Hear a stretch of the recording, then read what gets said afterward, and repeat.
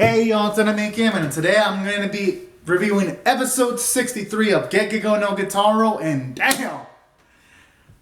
I never thought, going into this episode, seeing the preview, that this episode would be amazing, but it was! Holy shit. Finally, this was the volleyball episode I've been waiting for a long time. Oh man.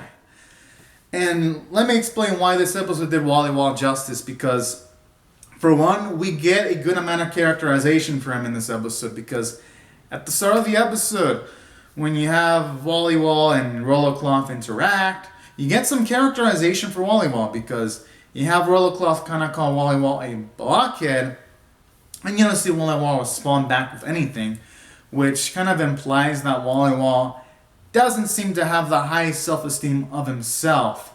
But then as the episode progresses, he gets to know Sekai-san. He starts to, in a way, gain self-appreciation for himself as characterized in the end.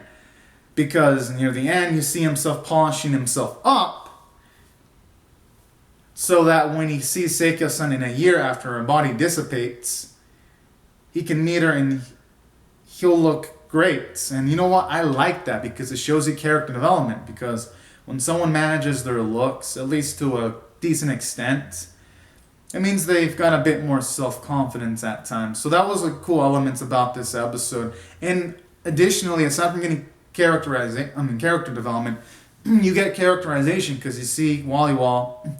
He's a compassionate fellow, because this episode starts out with Ratman pretty much getting a human to send a letter towards Kitarou to fool him into thinking that they're being attacked by Seika-san, which is a yokai that's protecting a bamboo forest. And she's protecting it for a good cause, because people have made like these tags and they hung him up on bamboo and they made their wishes there, and she wants to protect that.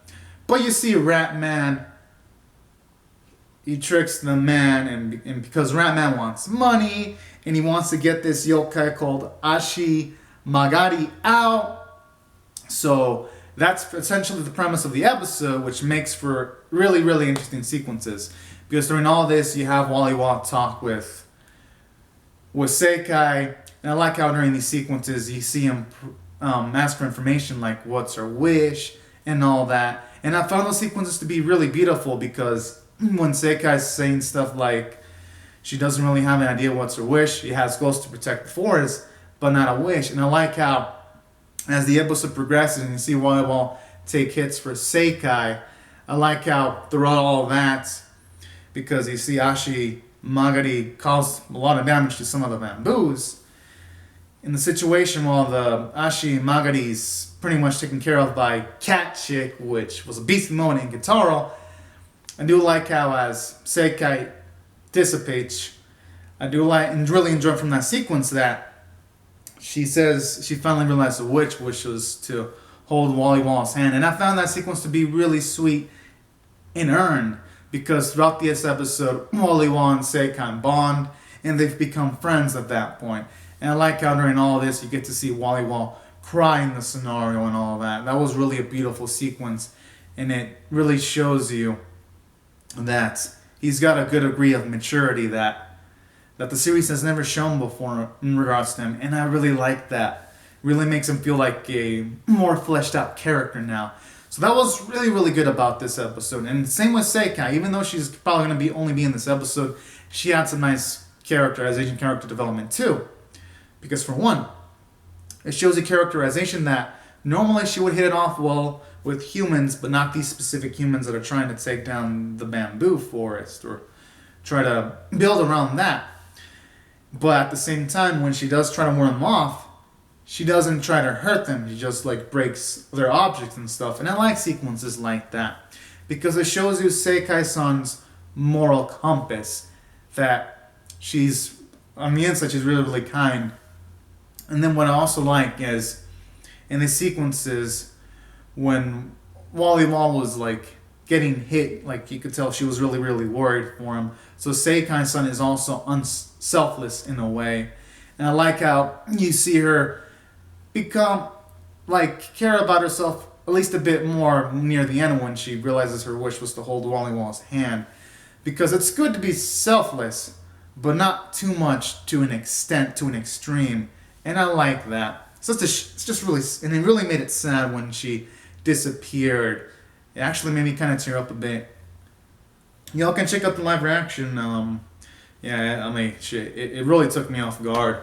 So that was a really amazing sequences. Anything with Wally Wall and Seika-san was amazing, and that's what I thought from a character standpoint. It was perfection.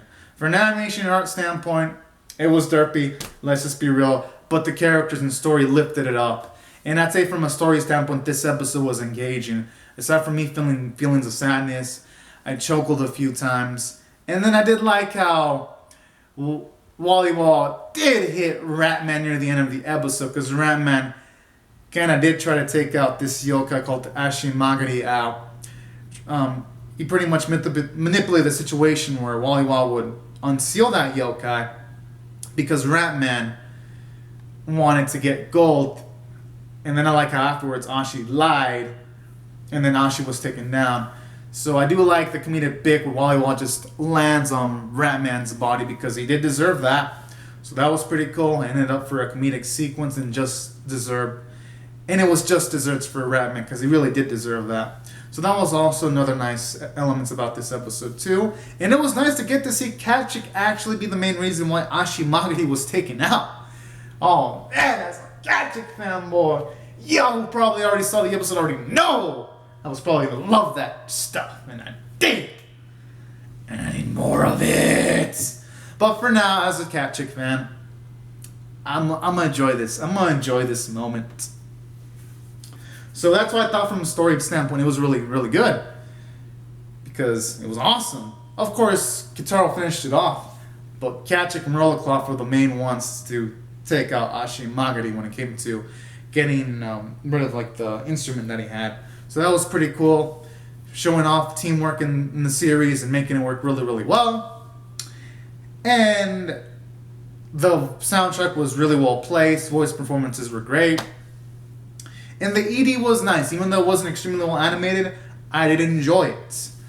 And taking all these factors into consideration, I'm going to rate this episode a 10 out of 10. Because it was emotional. You got the Wally Wall I got the Wally Wall characterization I wanted. And Seika-san was a surprisingly great character in this episode. And that's why I thought this episode really resonated with me. And honestly, cannot wait to see what's always got in store for the future episodes. So anyways, guys and gals, these are my thoughts on Gegege no鬼太郎episode 63. Be sure to comment down your thoughts on the episode on the comment section below. Be sure to rate the video, subscribe, and I'll see you guys later if you come back for more. Alright, thank you all so much for watching, everyone. Have a great and safe day. Bye-bye.